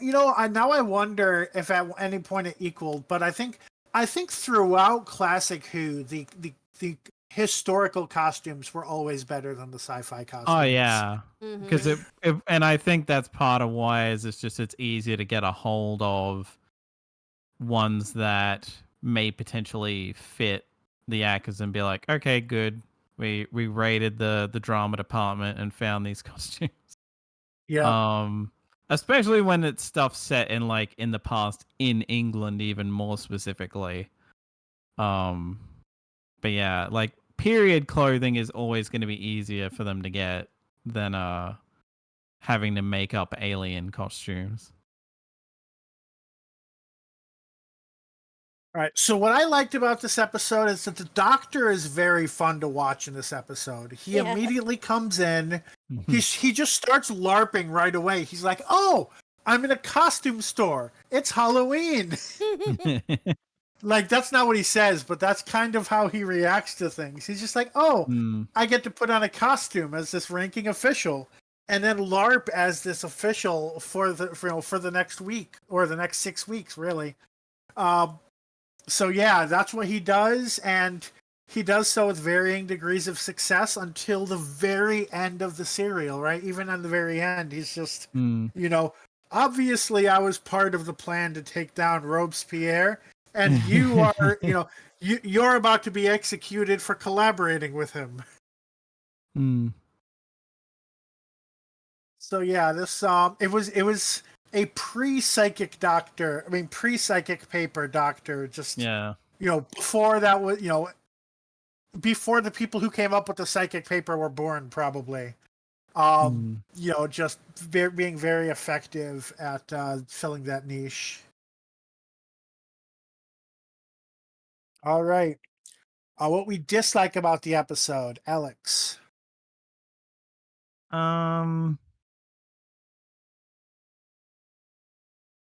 This is a serial that probably could have justified being like. There are more glaring examples, I feel, of six-parters that feel like they had to be padded out to 6 from like 4, but this definitely feels like one that suffers from that a bit. It's not as bad as some, but I think that's just the acting is good enough that I don't mind. And it's still, for a 6-parter, it's kind of breezy, but it was still at points like, this feels like we are just kind of spinning the wheels in place a little bit. Because it's 6 parts or actor unavailability in some cases, like all the shots of where you obviously don't see William Hartnell's face when the Doctor is just like walking to Paris. That's a double. I don't think he filmed any of those. From what I saw in the behind the scenes. So like they just had to have someone like catch on to his little quirks and mannerisms so he could convincingly walk like the Doctor. But yeah, it's like, which probably explains why he's gone for the better part of an episode, so that makes sense. Yeah, because he's like and considering they were on like a 49-week a year filming schedule, it's not shocking that things like that would happen. Yeah. Yeah, it's just like with some tweaks, this could have worked a bit better as a 6-parter, and I'd argue you could, if I was going to cut it down at all, I'd probably only cut it down to 5 rather than 4, because I think there's still enough in there to maybe justify 5. But yeah, it's like, I don't know. It makes me wonder if this was supposed to be in season 2 now, knowing that, and that Planet of the Giants got cut down from 4 episodes to 3, that maybe that's why this was 6 instead of maybe potentially 5. I don't know. But yeah, it's one of those things where it could have worked better, but the writing needed some tweaking. Yeah, I could see like things like Ian's second capture and the Doctor's capture, in terms of like the chain gang thing. Like, yeah, I could see how those don't really contribute. They contribute to the world building, but not to the plot. Yeah. Which is a good way of describing Doctor Who serials in the 60s. All right, Aaron, what did you dislike? Most of my dislike for the serial was with the animation. Yeah. And I already kind of went over. Would you? Well, sorry. Go ahead.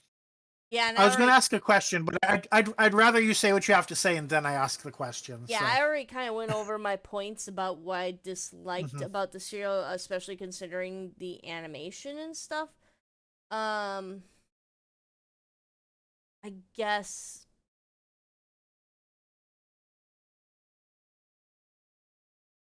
Yeah, I think that's all I have. Like, cause Alex already kind of pointed out, like, basically the it was kind of drawn out a little bit, kind of. I don't know. There was kind of a bit of back and forth too. Like, first they're captured, then they're released, or they escape, then they're captured again, and then they escape again. It's kind of that same old thing that they do for a lot of the serials. So. So, given that your main complaints are the animation, there were basically 3 versions of this. There was the telesnaps. There was the version that they basically just had Caroline Ford narrate everything that happened on screen that the animation was missing for. or this version, which one do you think you would prefer? I prefer this one because even though the Okay, animation so is still this one, janky, even with the animation issues. Yep. Well, I'm also a fan of animation, so even if the animation, Mm-hmm. I've definitely seen worse animation than this, considering all the different anime I've watched. Um, they definitely probably could have used more tweeners and maybe a little bit better direction. So, um, yeah, but otherwise, I felt like the animation wasn't bad enough for me to tell people not to see it. And it's also just really cool that someone came up with the idea of filling in the missing episodes with animation to begin with. It kind of sucks that it wasn't Mm-hmm. just a little bit better. If it were like Power of the Daleks level, it would have been really cool. At least for me anyway. Yeah, they learned a lot in the first 5 years of reconstructing stories of what to do Yeah. and what not to do. So my dislike about this episode is Susan early on claims that this is the Doctor's favorite era of history, which is kind of weird. I'm not gonna lie. But the Doctor doesn't actually ever use that a single time in this episode. This should have been the introduction of the Doctor who knows everything, and he'd be like, "Oh yes, the Southern Province. I can tell you exactly what was happening on the Seventh Province. What's today's date again?" It would have worked, and I'm not saying that's a better interpretation of the Doctor in general, because the Doctor who doesn't know things and needs to learn to go along. There's a lot of good from that. But it would have built on the characterization in a very interesting way if he actually knew something about his favorite era of history. Yeah. Like He'd the be like, most you really get Mhm. is just him being able to pass himself off as being in a position of power, but that's Mhm. mainly just like the Doctor being the Doctor anyway. Right, and it's like he had to be argumentative to prevent Robespierre from asking a question about the Southern Province. I'm like, okay, Yeah. the Doctor can be argumentative. Like, he's already argumentative. That has nothing to do with his enjoyment of history. Mm. But it would have been so much more interesting if he could have been like, well, yes, last weekend, we had we foiled an assassination attempt or something, something that shows. I don't know. I don't know anything about the Southern Province in the revolutionary France, but he should. Mm-hmm. Mm. Like some So I obscure wish he fact. showed some of that. Yeah. Yeah. Like in a way, if this was like later in the first Doctor run, I could almost see it being a matter of like William Hartnell being like, please don't give me a ton of exposition dialogue. I'm not gonna remember it properly. But given this was early on when he was still in decent enough health that he could have managed it, it is a bit odd. Like, I wish he had maybe even taken the name of a real person and impersonated them. Yeah. But then actually, that would have been more of a Spooner episode, right? Doesn't that happen in the Romans where he like impersonates somebody and then meets that same person? It's been a while since I watched the Yeah, Romans, but I I it's think think been a that so, while since I actually. happens. watched it too. All right, favorite scenes, Alex. Weirdly enough, I'm going to go with the ending of the serial overall. Just there's something Our destiny something lies in the stars. interesting. Yeah, like the whole like our lives matter if only to us, and that whole like the spiel that follows it about our destinies in the stars. It's like it's like a very and if that was specifically written because they knew this is going to be the end of season 1, honestly, this could be good dialogue to end just about any season of Doctor Who if you know that's going to be the final one. Mm-hmm. Like, arguably, that's like I would say it's kind of on par. Like, if it's not directly on par with, then it's like either then it's like maybe just under the dialogue at the end of Survival. Mm-hmm. That they didn't necessarily write that with the intention of that being the last serial of the classic era overall, but it works really well as one of just the adventures are going to continue, just you're not going to see anymore.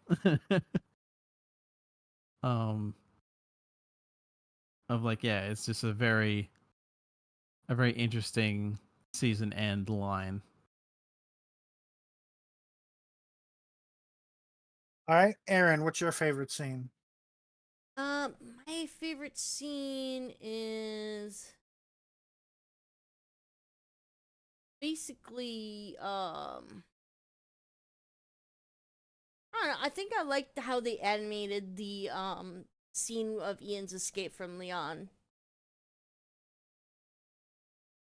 The professional. Yeah, his escape with Jules coming to free him and everything. You see the gun spins through the air. And actually there wasn't much known about that scene, was there? They kind of had to, there was like no footage left of that scene. They had to really just guess what was going on. There wasn't, I don't think there was even telesnaps, they said. There was audio of when each gunshot went off, but yeah, there was like nothing to go off of. So I think the animators pulled it together pretty well. They did some kind of, interesting poses. We've got like Leon down on like his knees or something like that, where he's crouched down and kind of as Jules lines up the gun on him, or lines the gun up on him. So yeah, I thought that was actually, again, the animation is still kind of jangy, but it's well worth kind of watching. So yeah, I thought that was handled pretty well, especially with the lack of information. Yeah, that makes sense. So mine, I mean, first off, I had a lot of like second choices that were all various Doctor scenes, but my top scene was Barbara basically pointing out that just because the circumstances placed them on one side, right, they ended up being aligned with the counter-revolutionaries and the royalists. That doesn't mean that they're working with the right side of this conflict, and that there are a lot of really well-intentioned people who are fighting for the good of France on the side that they're fighting against. So it's a really good way to be like, yeah, we can really get drawn into history and, pick sides and be like, oh, I like this person, so their side is the right side, which can happen in a history classroom, or it can happen, if you're a real time traveler.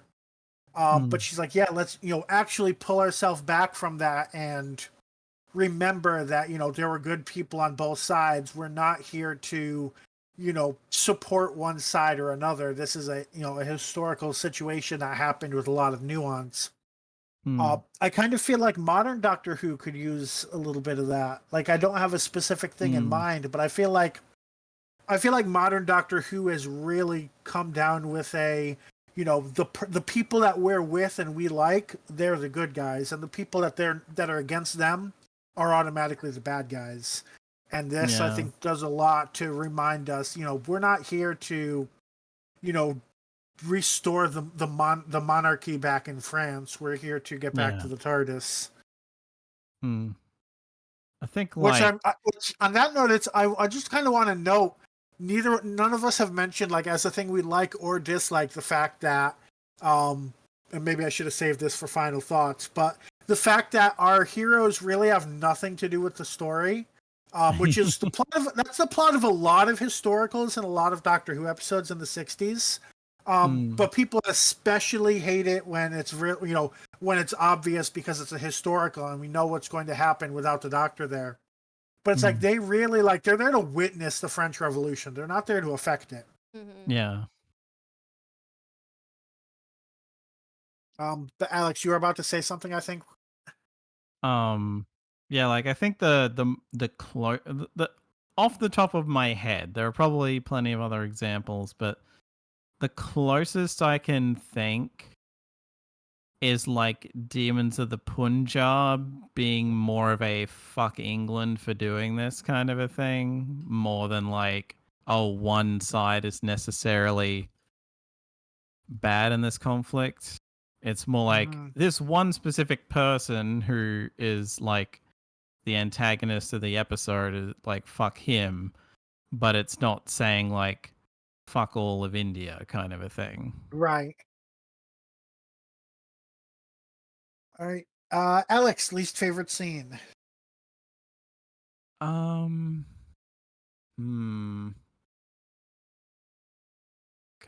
let's see.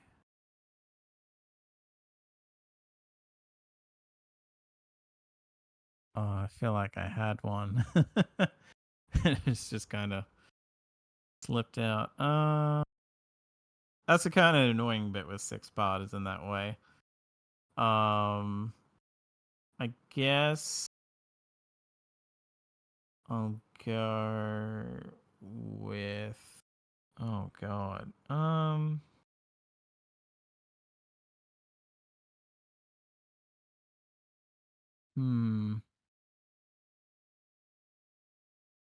I don't know right now. I think I might have to pass because I'm kind of blanking on a specific scene. Okay. Aaron, least favorite scene. I'm gonna go ahead and say the cottage on fire scene, because they use it they use it very frequently, and for some reason they managed to make fire boring for me. I didn't really feel much suspense, because it's Doctor Who. The Doctor is going to survive. You know, you can show him like it's the last episode of the first season. Maybe they're gonna kill him off this episode. No, it's the last story. This is the first episode of the last story. Sorry. Yeah, I last story. You're correct. Are they going to kill him off at the beginning of the story and then everyone's stranded back in revolutionary times? That would have been dark. You want to talk about dark? Like, you know... Susan becomes the new doctor. They have to call her doctor from now on. Yeah. And she brings them back to 1963. Oh, that's right, because she could still fly the TARDIS and everything. I was thinking that they'd just get beheaded. Wow. Yeah. Like, they joined the revolution, or they joined the counter-revolution for a little bit, and then wind up getting caught again and finally beheaded. That would be terrible and dark. But Susan, I keep forgetting that Susan is in fact a Time Lord and can fly the TARDIS, probably. So, let's go with the happier ending on that. Yeah. Okay, I have thought of one. Okay. It's Susan's little outburst and like her kind of cracking when like they're digging and the rats come through. Damn it. Because it's just like you've dealt with Daleks, you've dealt with all this other stuff, and rats are what make you go, yeah, no, let's just give up. They really did Susan dirty in this episode. Yeah. Like, she comes off as so much dead weight. Yeah. Yeah. Sometimes literally. Well, she's not like, dead. She's kind of comatose, but still. Yeah. I've been in a jail cell for 5 minutes. I'm already dying of fever. Yeah.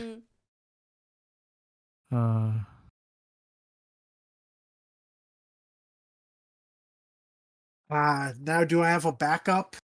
Now that you've taken mine. I mean, you could go with the bungled attempt at an escape before they get saved on the way to the guillotines. You can also talk about how they put her in jail and then she suddenly is all better. Jail both kills you and it cures you.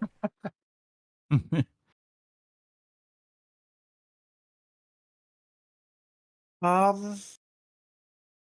yeah, having taken that, I think I kind of feel like the scene with Ian and Leon, actually, I know Aaron said it was her favorite scene, but like looking back on it after having done the summary, it really, like, if there's any major thing that can be accused of being padding. And maybe that was like the exciting moment of the episode or whatever, but it's really like it really just draws, things out. It's like, oh yeah. I mean, okay, actually I'll take that back. It's not completely useless because it does lead to like it causes the conversation that caused my favorite scene. So I can't say that was a useless scene. I guess in that case, the doctor braining the guy with the shovel and that whole segment, like if there's anything that added nothing to the episode, it's that it added world building, but it was probably not the most effective world building. So yeah, if anything, it would be I mean, I guess the doctor gets the chance to pop off at the mouth.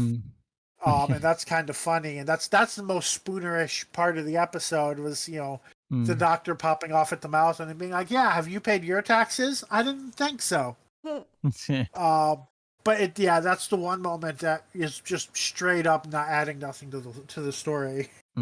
It's very much we need the doctor to take longer to get to Paris to make it seem like the companions are in more danger. Right. So here's a way to hold him up.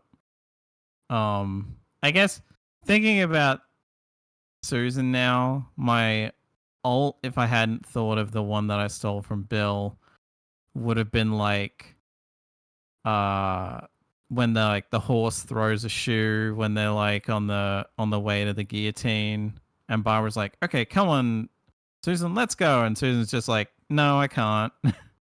So Barbara just has to be like, "Guess I'll die then."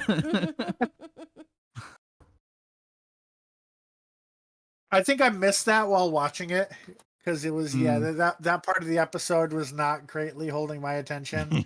I remember that specific part of "Guess I'll Die Then" being brought up in the first review because I was re-listening to that earlier, but I wasn't quite remembering what it was about. All right, final thoughts. Starting with Alex. As much as I rag on the animation and how this story can feel a bit padded, I've seen worse. I mean, for fuck's sake, I still think that the gunfighter should have been 2 episodes instead of 4 because that thing was bloody horrible. But this could again, this is one where I think there are some times where I'm like, okay, this feels like it was 6 parts because they needed to fill up 2 episodes that they lost elsewhere. Maybe they could only justify Edge of Destruction being 2, so they had to make up 2 elsewhere or something like that. Which, to be fair, Edge of Destruction should not have been more than 2 episodes anyway, but still. I still liked it. Would I ever rewatch it in my own time just for the hell of it? Probably not. The second when I had it on this morning before we started, I basically was just playing video games at the same time.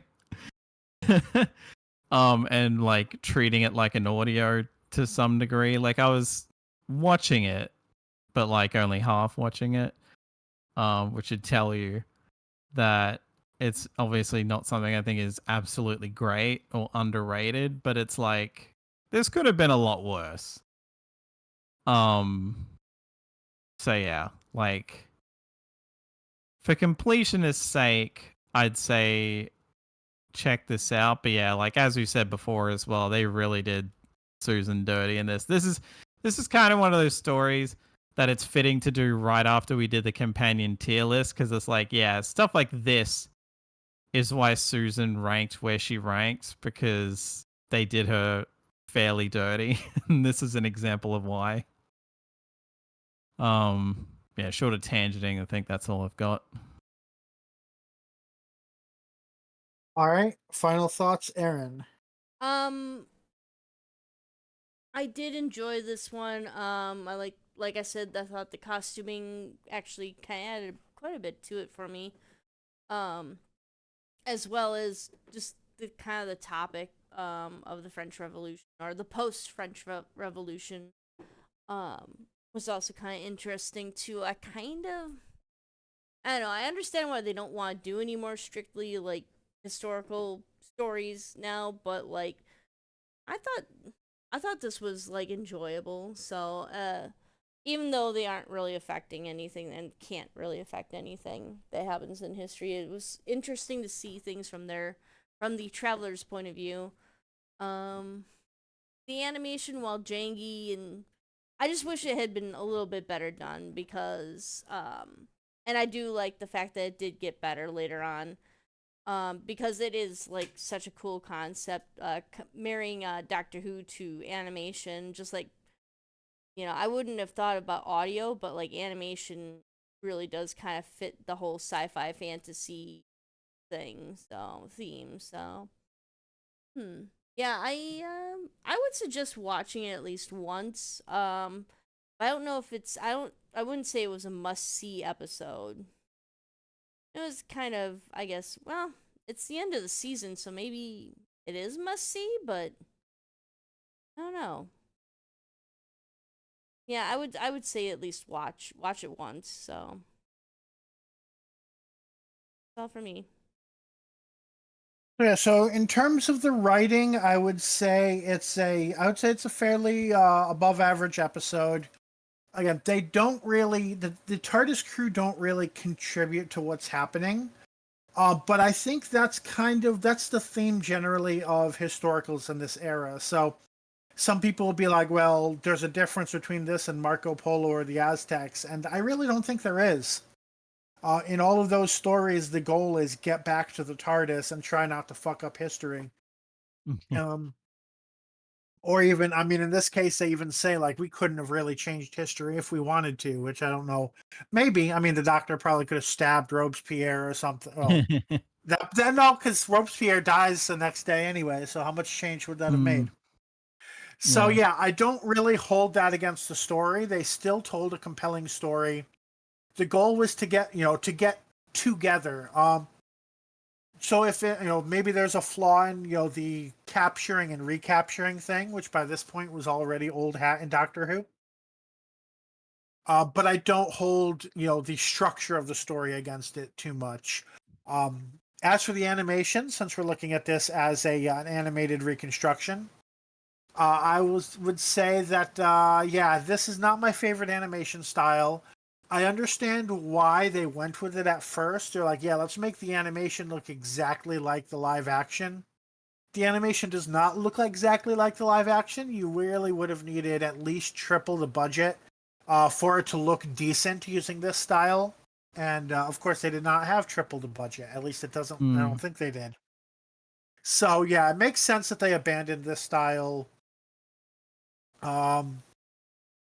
But as Aaron mentioned, like it is good that like certain scenes where all we had before was there's a gunfight, and then we hear shooting, and then they have nothing to show us on screen.